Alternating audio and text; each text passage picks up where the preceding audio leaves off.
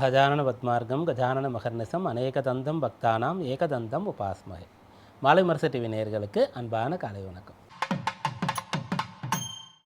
இன்று மங்களகரமான விஸ்வாவசு வருஷம் தக்ஷிணாயனம் சரத் ருது ஐப்பசி 7 அக்டோபர் 24 வெள்ளிக்கிழமை. வளர்பிறை திருத்தி திதி.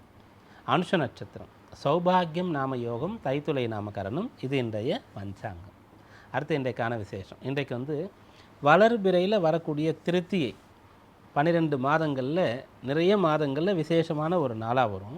பெரும்பாலும் அது விரத நாளாக இருக்கும், அம்பிகையை வழிபடக்கூடிய நாளாக இருக்கும். அந்த விரதமானது நல்ல சௌபாகியத்தை தரக்கூடியதாக இருக்கும், நல்ல விவாக யோகத்தை தரக்கூடியதாக இருக்கும், விவாகமான பெண்மணிகளுக்கு தீர்க்க சுமங்கலி பிராப்தத்தை தரக்கூடியதாக இருக்கும். சகல சௌபாக்கியத்தையும் செல்வ வளங்களையும் ஆரோக்கியத்தையும் அம்பிகையுடைய அனுகிரகம் இருந்தால் என்னெல்லாம் கிடைக்குமோ அப்படி பார்த்தா கிடைக்காது எதுவுமே இல்லை. அவ்வளவு சம்பத்துகளையும் கொண்டு வந்து தரக்கூடியதாக இருக்கும். அப்படி ஒரு விரதம் இந்த நாள்லேயும் இருக்குது. அது திரிலோச்சன கௌரி விரதம் அப்படின்னு சொல்லக்கூடியது. பெரும்பாலும் வளர்பிறையில் வரக்கூடிய திருத்தியேன்னு சொன்னாலே அன்றைய நாளில் நீங்கள் முடிஞ்ச அளவிற்கு அம்பாள் வழிபாடுன்றதை வச்சுக்கிறது ரொம்ப நல்லது. அடுத்து நம்ம இது போல் ஜோதிட ரீதியான விஷயங்கள், வாஸ்து சம்பந்தமான தகவல்களை பார்த்துட்டு இருக்கோம் அவ்வப்போது. அதில் திருமண விஷயங்களை பற்றி பார்த்துட்டு வந்தோம். திருமணத்திற்கு எந்த பாவம், அதற்கு எந்த கிரகம், அந்த பாவம் சம்பந்தமாக என்னென்னலாம் தொடர்பு பெறுகிறதுன்னு பார்த்துட்டு இருந்தோம். அப்போது இன்றைய நாளில் இந்த திருமண சம்பந்தமாக நம்ம என்ன பார்க்கணுன்னா, நிறைய பெற்றோருடைய கேள்வி. கல்யாணத்துக்காக ஜாதகம் பார்க்கும்போது நம்ம ரொம்ப சிறப்பாக இருந்தால் சிறப்பாக இருக்குதுன்னு சொல்லுவோம். எந்த அளவிற்கு அதில் இருக்கோ அதுதான் நம்ம சொல்ல முடியும். வரக்கூடியவர்களுக்கு நல்ல வார்த்தை சொல்லணும், திருப்திப்படுத்தணும், சந்தோஷப்படுத்தணும்னு சொல்லிவிட்டு அங்கே பிரச்சனை இருக்குது, தோஷம் இருக்குன்னா இல்லைன்னு நம்மளால் சொல்ல முடியாது. அப்போ நம்ம சொல்லித்தான் ஆகணும். ஒரு மருத்துவர் எப்படி நமக்கு நோய் இருக்குதுன்னு சொல்கிறாரோ, பெரிய நோய் இருந்தால் கூட சொல்லி தான் ஆகணும். அப்போ தான் நமக்கு அது குணமாகும். அப்படி தான் நம்ம சொல்லணும். அப்படி சொல்லும்போது பெற்றோர்கள் கேட்கக்கூடிய கேள்வி என்னென்னா, செவ்வாய் தோஷம் இருக்கா, ராகு தோஷம், ராகு கேத்து தோஷம் இருக்கா, இதுதான் இதனால தான் தோஷம் ஏற்படும்ன்ற ஒரு அம்சம் நினச்சிட்டு இருக்கிறது. அப்படி கிடையாது. நவ கிரகங்கள் 9 கிரகத்தினாலையும் தோஷம் ஏற்படும். அந்த கலத்திர பாவத்தில் சூரியனாலையும் தோஷம் ஏற்படும். சூரியனே அங்கே இருக்காருன்னு சொன்னால் அது தோஷம்தான். சந்திரனாலையும் தோஷம் ஏற்படும். சந்திரன் தனித்து கலத்திர பாவத்தில் லக்னத்திலிருந்து 7ஆம் இடத்துல இருக்காருன்னா அதுவும் ஒரு தோஷம்தான். சந்திரனுடைய நிலையை பொறுத்து வளர்பிறை சந்திரனா தேய்பிறை சந்திரனா, அது எந்த வீடு, அந்த இடத்துல சந்திரன் என்ன பலத்தை பெறுகிறார், என்ன நட்சத்திரத்தில் இருக்கார், வேறு சுபர்களுடைய தொடர்பு, 7ஆம் அதிபதி, இதெல்லாம் கொண்டு நம்ம அது எந்த அளவுக்கு இருக்குதுன்னு பார்க்கணும். நம்ம பொதுவாக சொல்கிறோம் செவ்வாய் ராகு கேது மட்டும் கிடையாது அப்படின்றதுக்காக இது சொல்கிறோம். அப்புறம் செவ்வாய் பற்றி ஆல்ரெடி தெரிஞ்சு வச்சுருக்கீங்க. புதன் 7ஆம் பாவத்தில் இருக்காருன்னு சொன்னாலும் கூட அதை நம்ம என்ன பண்ணோன்னா, தனித்து இருந்தால் சுபர்னு சொல்லுவோம் புதனை, அசுபரோடு சேர்ந்து இருந்தால் அசுபர்னு சொல்லுவோம். அப்போ தனித்து இருக்கும்போது சுபர், அப்போ புதன் 7 இருந்தால் நல்லது அப்படின்றதையும் கூட எடுத்துக்கொள்ள முடியாது. அதற்கு நிறைய காரணங்களை நம்ம சொல்லலாம். காலபுருஷ தத்துவத்தின்படி அவர் 6ஆம் அதிபதி, அப்போ 7ஆம் இடத்தில் இருக்காரே அப்படின்னு எடுத்துக்கலாம். புதனை எப்பயுமே இரட்டை கிரகம்னு சொல்லுவோம். புதனுக்கு ஒருத்தருக்கு வாக்கு ஸ்தானத்தில் இருந்தால் அவருக்கு கட்டாயம் ஒரு பாஷைக்கு மேலே இன்னொரு பாஷையை கற்றுக்கிற யோகம் இருக்குது அப்படின்னு சொல்லலாம். அவருக்கு 10ஆம் பாவத்தில் இருந்தால் 2 தொழில் செய்யக்கூடிய யோகம் இருக்குதுன்னு சொல்லுவோம். 4ஆம் பாவத்தில் இருந்தால் 2 வீடு கிடைக்கக்கூடிய யோகம் இருக்குது அப்படின்னு நம்ம சொல்லுவோம். அதுபோல் இந்த 7ஆம் பாவத்தில் புதன் இருக்கும்போது அதையும் ஒரு தோஷமாக எடுத்துக்கலாம். குரு முழுமையான சுபர் இல்லை, அவர் 7ஆம் பாவத்தில் இருந்தாலும் கூட குரு நின்ற இடம் பான்னு ஒரு வழக்கு இருக்குது. அதனால் குரு தானே சுபர் தானே, அவர் பார்க்குறது ரொம்ப நல்லது, ஆனால் அவர் இருக்கும்போது பலம் குறையும். சுக்கிரன் இருந்தால் அவர் தான் அந்த கலத்திர காரகன், அவரே கலத்திர ஸ்தானத்தில் இருந்தால் காரகோ பாவனாஸ்தின்னு வரும். ஆனால் அது ஆட்சி பெற்று இருக்காரா வேறு வீட்டில் இருக்காரான்னு பொறுத்து மாறும். இப்போ நம்ம சொல்லும்போது உடனே நீங்கள் லக்னத்திலேருந்து 7ஆம் பாவத்தில் இது போல் எந்த ஒரு கிரகம் இருந்தாலும் அது பிரச்சனைன்னு நினைக்க வேண்டாம். அப்படி இருந்தால் அதுக்கு விதி விலக்குக்கு நிறைய வழிகள் இருக்கிறது. அல்லது தோஷமாக இருக்குன்னா அந்த தோஷம் 10% இருக்கா 100% இருக்கா அப்படின்றதுக்கும் நிறைய வழி இருக்கிறது. அதுக்கு பிராயச்சித்தம் இருக்கா இல்லையா அப்படின்றதெல்லாம் இருக்குது. அதனால் நீங்கள் பொதுவாக எடுத்துக்கொள்ள வேண்டாம். நம்ம எதுக்காக சொல்கிறோன்னா, இந்த செவ்வாயோ ராகுவோ கேதுவோ 7ஆம் இடத்துல இருந்தால் அந்த ஜாதகத்தெலாம் எடுக்கிறதே இல்லை பெற்றோர்கள். அதனால் அப்படி கிடையாதுன்றதுக்காக இதை நம்ம நல்ல நோக்கத்துக்காக சொல்ல வரோம். அப்புறம் சனி இருந்தால் அதை தோஷமாக தான் பார்க்கணும். இப்படியாக அந்த திருமண சம்பந்தமாக நீங்களாகவே சுய முடிவு எடுக்க வேண்டாம். நீங்கள் பொண்ணுக்கு ஜாதகம் பார்த்துட்ருக்கீங்க, பையனுக்கு வந்து இப்போ ஒரு நல்ல வத்து தேடிட்டுருக்கீங்கன்னு சொன்னால், வரக்கூடிய ஜாதகத்தில் இது போல் 7ஆம் இடத்துல செவ்வாய், ராகு, கேது ஏதாவது ஒன்று இருந்தாலும் உடனே வேண்டாம்னு ரிஜெக்ட் பண்ணாதீங்க. அதை தாண்டி இன்னும் பார்க்க வேண்டிய அம்சங்கள் நிறைய இருக்கிறது.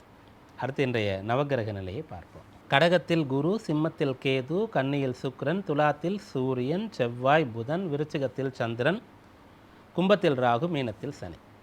துலாத்தில் இருக்கும் புதன் இன்று நண்பகல் 12:30 மணி அளவிலே விருச்சிகத்திற்கு பயிற்சி ஆகின்றார். இந்த நவகிரக நிலையை கொண்டு இன்றைக்கான ராசி பலன்களை பார்ப்போம்.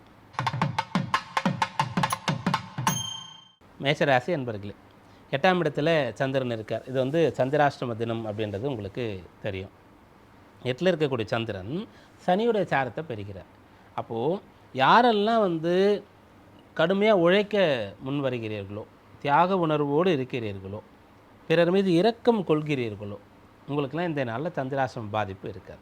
அப்போ உழைக்கிறதுக்கு முடியாமல் நம்ம வேலையை செய்யாமல் இருக்கிறோம், வேறு ஒருத்தர்கிட்ட கொடுத்து செய்கிறோன்னா அப்போ தான் சந்திராஷ்டமம் வேலை செய்யும். அதுபோல் எளிமையாக இருக்கிறது, பிறர் மீது இரக்கம் கொண்டு இருக்கிறதுனால அந்த புண்ணியம் வந்து நம்மளை காக்கும். இப்படியாக அந்த சந்திரன் என்ன சாரத்தில் இருக்கார்ன்றதை வச்சு நம்ம சொல்லலாம். 8ஆம் இடத்துல வரும்போது நீச்சமாவார், செவ்வாய் வீட்டில் இருக்கார். அப்போ கோபப்படுறது, நம்ம அறியாமலேயே நம்ம வந்து ஏதாவது பேசிடுறது, முகத்தில் அந்த எக்ஸ்ப்ரெஷன், அந்த முகபாவனைகளை வெளிப்படுத்தி விடுவது, அதெல்லாம் இன்றைக்கு செய்யாமல் முடிஞ்ச அளவுக்கு கொஞ்சம் செல்ஃப் கண்ட்ரோல்னு சொல்லக்கூடிய ஒரு விஷயம் வந்து உங்களுக்கு கைவர பெறுவதற்கு உங்களுக்கு எந்த வழிமுறை சாத்தியமோ அதை செய்கிறது நல்லது. ரிஷபராசி என்பது இந்த நாள் உங்களுக்கு அனுகூலமாக இருக்க போகிறது. யாரெல்லாம் வந்து உங்களுக்கு கஷ்டம் கொடுத்தார்களோ அவங்களே உங்களுக்கு நல்லது செய்வாங்க, அல்லது அவங்க உங்கள் வழி விட்டு போயிடுவாங்க. இதில் ஏதாவது ஒன்று நடக்கும். அதை எது தீர்மானிக்குன்னா உங்களுக்கு நடக்கக்கூடிய தசாபக்தி உங்கள் லக்னத்திலிருந்து 7ஆம் பாவம் தீர்மானிக்கும். எதனால் சொல்கிறோன்னா, ராசியாதிபதி நீச்சம் பெற்றிருக்கார், 7ஆம் இடத்துல சந்திரன் வந்து நீச்சம் பெறுகிறார். அப்படி இருக்கும்போது புதன் உங்கள் ராசிக்கு முழுமையான யோகாதிபதி, இந்த சுக்கிரனுக்கு வீடு கொடுத்தவர் இந்த சந்திரனோடு இன்றைக்கு வந்து சேரப்போகிறார். அதனால் பிறரால் உங்களுக்கு இருக்கக்கூடிய பிரச்சனை தீரப்போகிறது. மிதுன ராசி என்பர்கள், இன்றைய நாளில் கொடுக்கல் வாங்கல் இருந்த பிரச்சனை சரியாகும். ஒரு சில பேருக்கு உடல் ஆரோக்கியத்தில் பிரச்சனை இருக்கும். மருத்துவர் இடத்துல போகும்போது நிறைய பரிசோதனைகள் செய்வாங்க, எதனாலன்னு கண்டுபிடிக்க முடியாது. எந்த பிரச்சனையில் உங்களுக்கு நல்லா இருக்குது, நீங்கள் கிளம்புங்க அப்படின்ட்டுருவாங்க. அதாவது நல்ல வைத்தியரத்தில் நல்ல மருத்துவமனைக்கு போகும்போது அந்த இடத்துல அவர்களுடைய நோக்கம் தவறாக இருந்தால் அந்த பிரச்சனை இந்த பிரச்சனை சொல்லி நிறைய ஏதாவது பண்ணிகிட்ருப்பாங்க. அப்போது யாருக்கெல்லாம் வந்து அந்த உடல் சோர்வுக்கு, அந்த ஒரு உடல் உபாதைக்கு காரணம் தெரியலையோ இன்றைக்கு தெரிஞ்சிடும். யாருக்கெல்லாம் முன்னேறத்துக்கு காரணம் தெரியலையோ தெரியும். யாருக்கெல்லாம் எப்படி படிக்கிறது, எப்படி ஜெயிக்கிறது, எப்படி வேலை பெறுவதுன்ற விஷயம் தெரியலையோ அந்த சூக்ஷ்மலாம் இன்றைக்கு தெரியும். கடகராசி என்பது ராசியாதிபதி நீச்சம் அடைகிறார். அனுஷ நட்சத்திரத்தில் சந்திரன் இருக்கார். அதன் பிறகு கேட்டை நட்சத்திரத்துக்கு வருவார்.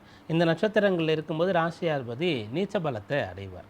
அப்படி நீச்ச பலம் அடையும் போது அவர் 5ஆம் இடத்துல இருப்பார். அதனால் நீங்கள் என்ன பண்ணணுன்னா, எப்பெல்லாம் விருச்சிகத்தில் சந்திரன் வருகிறாரோ அப்போது நீங்கள் கட்டாயம் தெய்வ வழிபாடு செய்ய வேண்டியது அவசியம், அல்லது ஏதோ தர்ம காரியத்தை நீங்கள் செய்யணும். இதை செஞ்சிட்டிங்கன்னா இந்த காலம் உங்களுக்கு அற்புதமாக இருக்கும். இப்போ அனுஷ நட்சத்திரத்தில் சந்திரன் இருக்கார். அப்போ அனுஷ நட்சத்திரம்னு சொல்லும்போது அந்த நட்சத்திரத்தினுடைய ஒவ்வொரு பாதத்தில் இருக்கும்போதும் சந்திரன் வந்து நவாம்சத்தில் ஒவ்வொரு வீட்டில் இருப்பார். இப்போது அஸ்வினி, பரணிக்கத்தி, ரோகிணி, மிருகசீரிஷம், திருவாதிரை, புனர்பூசம், பூசம், அதாவது பூசம், அனுஷம், உத்திரட்டாதி இந்த நட்சத்திரங்களில் சந்திரன் இருக்காருன்னு சொன்னால் அவர் அம்சத்தில் முறையே 1, 2, 3, 4 பாதங்கள்னு சொன்னால் சிம்மம், கன்னி, துலாம், விருச்சிகத்தில் இருக்கணும். அப்போது இன்றைய நாளில் விருச்சிகத்தில் சந்திரன் இருந்து 4ஆம் பாதம் வரும்போது மறுபடியும் விருச்சிகத்திலே வந்துடுவார் நவாம்சத்தில். அப்போ அதை வர்க்கோத்தமம்னு சொல்லுவோம். அதனால் எந்த ஒரு தோஷத்துலேயும் பிரச்சனையிலையும் ஏதோ ஒரு பார்ட் வந்து நமக்கு சாதகமாக இருக்கும். இன்றைய நாள் உங்களுக்கு வந்து ஒரு நல்ல சாதகமான நேரமும் கூட இருக்கிறது. அப்போது நீங்கள் வழிபாடு செய்து நாளை தொடங்கினா சாதிக்கலாம். சிம்மராசி என்பர்களே, இன்றைய நாளில் தடைப்பட்ட வேலைகளை தொடங்கக்கூடிய சக்தி இருக்குது. தடைப்பட்ட வேலைன்னு சொன்னால் அதில் பெரும்பாலும் நிறைய பேருக்கு வந்து வீடு கட்டக்கூடிய பணி வந்து சவாலானதாக இருக்கும். கல்யாணம் பண்ணிப்பார், வீட்டை கட்டிப்பாருன்னு சொல்லுவாங்களே, அதில் வீடுன்றது இந்த காலத்தில் பெரும்பாலும் அடுக்குமாடி குடியிருப்புகள். நம்ம பணம் கொடுத்தா வேலை நடந்துடும்.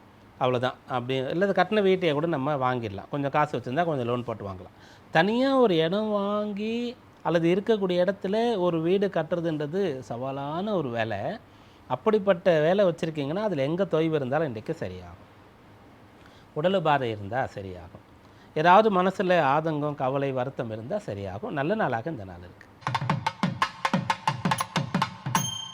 கன்னிராசி அன்பர்களே, இன்றைய நாளில் நீங்கள் பிறரோடு சேர்ந்து கூட்டு முயற்சி செய்யும்போது நல்ல வெற்றியை எதிர்பார்க்கலாம். டீம் ஒர்க் வந்து உங்களுக்கு பலனை ஏற்படுத்தும். தனியாக தான் வேலை பார்க்கணுன்னு சொன்னால் வழக்கமாக செய்கிற அதே மாதிரி செய்யாமல் அதில் இன்னும் என்னெல்லாம் புதுமைகளை புகுத்த முடியும், இன்னும் என்ன விஷயத்தெல்லாம் ஈஸி பண்ண முடியும், அதெல்லாம் அப்டேட் பண்ண முடியும், அப்படியாக நிறைய நீங்கள் அதுக்காக யோசித்து படித்து உங்கள் வேலையை பாருங்களேன். இன்றைய நாளில் கட்டாயம் நல்ல பலன் உங்களுக்கு கிடைக்கும். துளாராசி அன்பர்களே, இன்றைக்கு பண வரவு உங்களுக்கு கிடைக்கப் போகிறது. ராசியில் 4 கிரகங்கள் இருக்கக்கூடிய சமயத்தில் சந்திரன் முதல்ல அடுத்த ராசிக்கு வந்தார். இப்போ புதன் வந்து அடுத்த ராசிக்கு போக போகிறார். ராசியில் 2 கிரகம், 2ஆம் இடத்துல 2 கிரகம் இருக்கிறது. அப்போது நீங்கள் என்ன பண்ணுறீங்கன்னா பணத்தை நோக்கி இப்போது பிரயாணம் பண்ணுறீங்க. பணம் சம்பாதிக்கிறது உங்களுடைய எண்ணமாக, உங்களுடைய கடமையாக மாறுகிறது. அதற்கான ஒரு அம்சம் இப்போது இருக்கிறது. அதனால் வேலை கிடைக்கும், பிஸ்னஸ்லாம் நல்ல செட் ஆகும். விருச்சிக ராசி என்பர்களே, ராசியில் சந்திரன் இருக்கார், கூட புதன் வந்து மத்தியானத்தில் இணையிறார். அப்போ சந்திரனும் புதனும் சேர்ந்து ராசியில் இருக்காங்க அப்படின்னு சொல்லும்போது உங்களுடைய அந்த கல்வியில் மாற்றம், வேறு ஒரு இடத்துல போய் நான் படிக்க போகிறேன் அப்படின்னு சொல்லி நீங்கள் நினச்சிட்டு இருந்தா அது சரிதானா, அதனால் உங்களுக்கு சாதகமா, அப்படி சாதகம்னா எப்படி அதை செய்கிறது, இதெல்லாம் தெரிஞ்சுக்க முடியும். நான் வேலை மாற போகிறேன், இன்றைய நாளில் நீங்கள் முடிவுகள் எடுக்கலாம். பிஸ்னஸில் வேறு ஒரு விஷயத்தை சேர்க்க போகிறேன், பெருசாக பலன் தராத ஒன்றை வந்து எடுக்க போகிறேன், இதை பற்றியெல்லாம் இன்றைய நாளில் நீங்கள் முடிவுகள் செய்யலாம், நல்ல பலன் கிடைக்கும். தனுர் ராசி அன்பர்களே, இன்றைய நாளில் உங்களுக்கு செலவுகள் அதிகரிக்கப் போகிறது. அந்த செலவு வந்து ஒன்று உங்களுடைய கல்வி சம்பந்தமான விஷயங்களாக இருக்கும், அல்லது பிஸ்னஸ் சம்பந்தமாக இருக்கும். பிள்ளைகளை படிக்க வைக்கிறதுக்காக இன்றைக்கு செலவு அதிகரிக்கும். உங்களுடைய பிஸ்னஸை வந்து தொடர்ச்சியாக நீங்கள் மிகச்சிறப்பாக கொண்டு போகிறதுக்கு ஏதாவது செலவு பண்ண வேண்டியதாக இருக்கும். அப்படிப்பட்ட செலவை நீங்கள் ஏற்றுக்கொள்வது உங்களுக்கு நல்ல பலன், அது ஒரு முதலீடாகத்தான் பார்க்கப்படுகிறது. அப்படிப்பட்ட செலவுகள் இன்றைக்கு ஏற்படும். மகர ராசி என்பர்களே, இது உங்களுக்கு லாபத்தை தரக்கூடிய நாள். முதல்ல உங்கள் வேலையில் நிறைவு கொடுக்கும், ஜாப் சாட்டிஸ்ஃபேக்ஷன், அந்த திருப்தி உங்களுக்கு ஏற்படும். அப்புறம் அதனால் ஒரு நல்ல செய்தி, அந்த வேலையில் ஒரு முன்னேற்றம், ஒரு இன்க்ரிமெண்ட், ஏதோ ஒரு பணம் உங்களுக்கு வந்து சேரப்போகிறது. பிஸ்னஸ் பண்ணக்கூடியவர்களுக்கு வந்து நல்ல பார்ட்னர் கிடைக்கிறது, நல்ல வேலையாட்கள் கிடைக்கிறது, புது மிஷினரிஸ் வாங்கிறது, அப்படிப்பட்ட யோகம்லாம் இன்றைய நாளில் இருக்கிறது. கும்பராசி என்பர்களே, இந்த நாளில் நீங்கள் புது இடங்களுக்கு சென்று வெற்றி பெறக்கூடிய யோகத்தை பெறுகிறீர்கள். நீங்கள் வழக்கமாக வந்து உங்களுக்குன்னு ஒரு பவுண்ட்ரி வச்சுருக்கீங்க இல்லையா, அதை தாண்டி நீங்கள் வந்து போகக்கூடிய ஒரு நாளாக இந்த நாள் இருக்கும். அது உங்களுக்கு சாதகமாக இருக்கும். இப்போ இதை வந்து நீங்கள் எல்லா இடத்துக்கும் அப்ளை பண்ண முடியும். இப்போ கல்யாணத்துக்கு பொண்ணு பையன் தேடிட்டுருக்கீங்கன்னு சொன்னால் உங்களுக்குன்னு ஒரு லிமிட்டேஷன் வச்சுருப்பீங்க, இப்படின்ட்டுலாம். அதுலேருந்து கொஞ்சம் வெளியில் போக முடியுமா அப்படின்றத பாருங்கள். அதாவது வர வேண்டிய அந்த பொண்ணு வந்து இப்படி தான் படிச்சிருக்கணும், வர வேண்டிய பையன் இந்த இடத்துல தான் வேலை பார்க்கணும், இந்த கண்ட்ரியில் தான் இருக்கணும், அப்படி ஏதாவது ஒன்று வச்சுருந்தீங்கன்னா அதை கொஞ்சம் தளர்த்துங்க. அல்லது வந்து ரொம்ப குறுகிய இடத்துல இந்த ஊரில் இருந்து தான் கிடைக்கணும் வச்சுருந்தீங்கன்னா அதை கொஞ்சம் நீங்கள் தளர்த்தினீங்கன்னு சொன்னால் அந்த வேலை நடக்கும். அப்படியாக இன்றைய நாள் உங்களுக்கு பலன் தரக்கூடிய நாளாக இருக்கும். மீன ராசி என்பர்களே, உங்களுடைய ராசிக்கு 9ஆம் பாவத்தில் சந்திரன் இருக்கார், புதன் அங்கே வந்து சேர போகிறார். சந்திரன் புதன் சேர்ந்து 9ல் இருக்கிறதுனால மகான்களை தரிசிக்கிறது, குருமார்களிடத்திலிருந்து ஏதோ ஒரு அனுகூலத்தை நீங்கள் பெறுவது, உங்களுடைய உயர் அதிகாரி இடத்துல ஏதாவது கோரிக்கைகள் வைக்கிறது, இதெல்லாம் நீங்கள் செய்யலாம். துறை சார்ந்த அறிவை வளர்த்துக்கலாம். மேற்கொண்டு ஏதாவது படிக்கணுன்னா அந்த படிப்பை வந்து நீங்கள் தொடங்கலாம். உங்களுடைய பூர்வீகத்துக்கு சென்று ஒரு வழிபாட்டில், கோவில் பூஜையில், திருவிழாவில் கலந்துக்கிறோன்னா அதற்கான திட்டமிடுதல் செய்யலாம். இதெல்லாம் இன்றைய நாளின் பலனாக இருக்குது.